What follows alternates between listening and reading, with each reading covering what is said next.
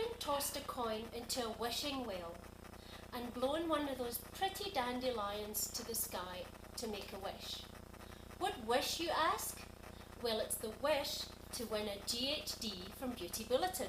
I've only got one chance left. I've tried everything. I've blown out my birthday candles.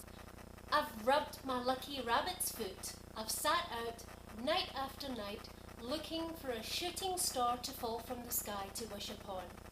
I've been looking for a magic lamp and matching genie for yonks. I've waited patiently for a rainbow to form so that I can get my pot of gold at the end of the rainbow. I've plucked eyelashes to blow them and make a wish. I've even worn holes in my lucky socks.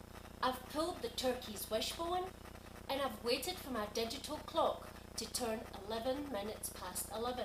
I've lugged my really heavy lucky horseshoe around in my handbag for weeks, and I've even considered visiting a sangoma. Then one day, somebody really clever said, I shouldn't waste my time wishing, I should be praying. Prayers always get answered, right? So I'm having faith that my prayers get answered, and Beauty Bulletin choose me to get the hint, darling, and send a GHD my way. Bye guys!